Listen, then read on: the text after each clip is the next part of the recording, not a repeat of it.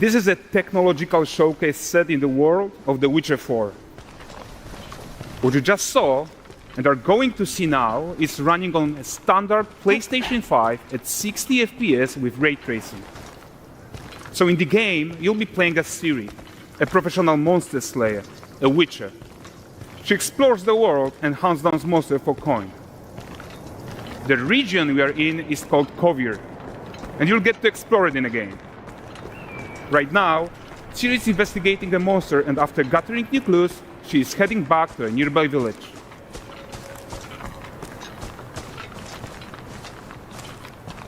All right, everyone, meet Kelpie. Let weeds be weeds, Kelpie.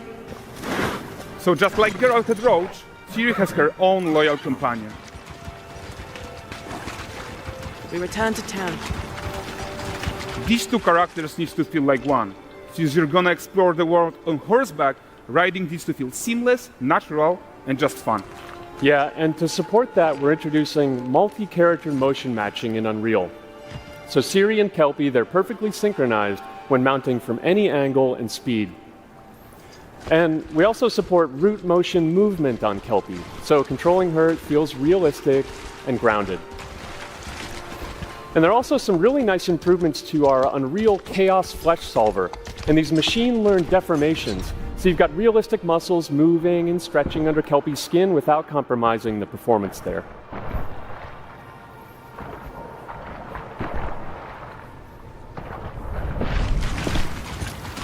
So let's leave Ciri behind for a second and talk about the world itself. So much of the Witcher world is natural, organic, especially Kovir with its dense forest and wild nature. Yeah, and wild nature is hard. And with nanite geometry, we've freed artists from so many of their old constraints. But we don't want to rest until everything we do in Unreal has that same spirit of freedom. There's always more work to do. And foliage is a huge piece of that puzzle. So we are excited to introduce nanite foliage. And in order to achieve gorgeous foliage density everywhere, while still being memory efficient, fast to render, we believe that a new idea was needed. So instead of the same card approach we've been using for the past 20 years, artists should be free to take a nanite approach to foliage, modeling every single leaf and pine needle. And the old LOD tricks of the past, they needed a complete rethink. And in their place, it's a new adaptive voxel representation in nanite. It's volumetric, it's fully 3D, it is super fast to render. And these dense clusters of triangles turn into these cubes, which at a distance, they're no larger than a pixel, and they react to the changing light of our dynamic sun and our shadows, and they allow artists to render whatever amount of foliage is needed to achieve their vision without compromise. And no compromise means how ambitious we are when it comes to bringing our vision to life with incredible visuals. But more than that, together with Epic, we created faster way to load the world. We can now bring in more content more quickly for the smoothest possible experience as we fly down to catch up with Ciri.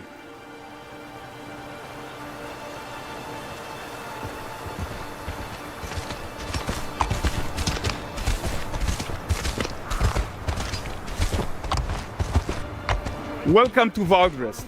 So Valdrest is a port town, a hub for fishing, trade and mining. It's one of those places where you can meet shady characters or overhear gossip from other lands. It's also where Ciri took on her current contract. High-tech, let's leave Kelpie here and explore the marketplace and food. And the missus? I'm so excited we can finally show you some of this stuff.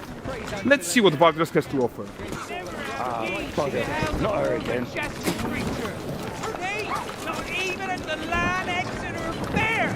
Now, 9 gazes while I present him with a fish.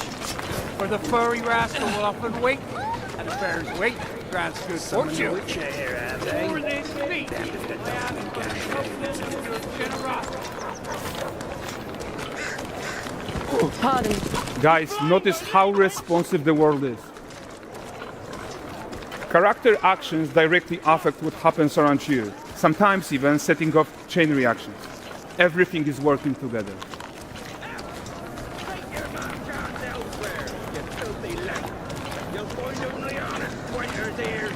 Oh, look at this poor gentleman being taught how to fly by an angry innkeeper.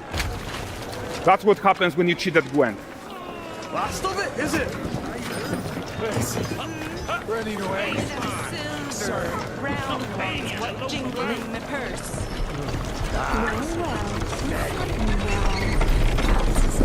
Okay, so this is the guy who gave the series quest his own. Like you probably suspect, he has his own agenda in all of this.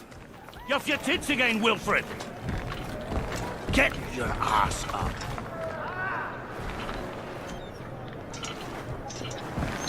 A typical day's toil. Who in? Witcheress. What news of my wagons? No eternity is taking that damn salt to arrive. I found them.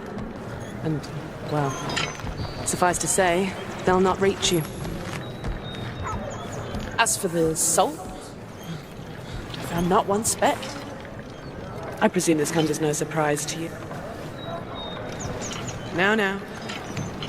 Kavir's smuggling trade is of no concern to me. Shush, shush, shush. The manticore that flattened your cart and devoured your men, quite the opposite.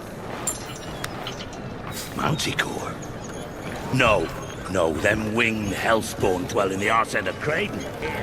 While Siri decides what to do about that merchant, let's take a look at the character technology that powers this marketplace. Why don't we listen in on these fishmongers? They're selling their wares, chatting up customers. Morning, catch fishes. Won't find none fresher. Rugged me ladies after one of those. Get this cleaned and gutted for you. You mind, dearest? Into seeing something more. Got mackerel, cod, all Brexit's finest. And there is tons of tech at play here, even in this simple market stall. Metahuman tools, improved Unreal smart objects, chaos cloth, and more.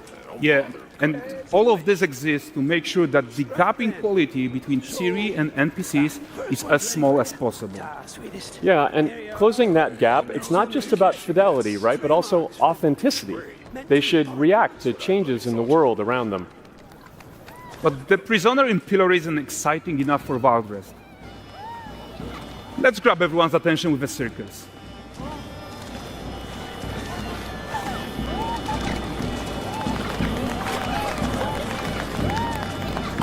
But the great performance deserves a huge crowd though. Let's crank it up.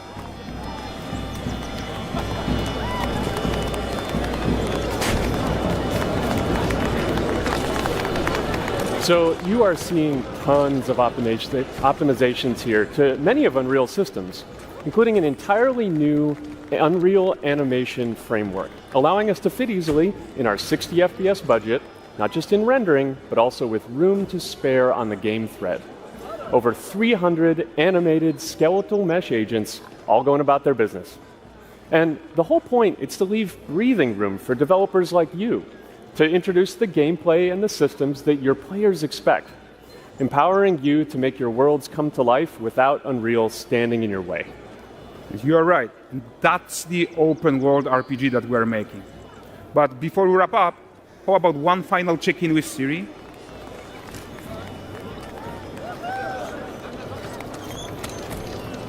We are making this game to be the most immersive and ambitious open world Witcher game ever. And we are making this a reality thanks to our work on Unreal with the team at Epic. I think what we are doing together is going to bring in a new generation of open world RPGs, and I'm so proud of what we accomplished so far. We are too. So we're almost done, but before we go, here's a small gift for all Witcher fans. A first look at Lanexeter.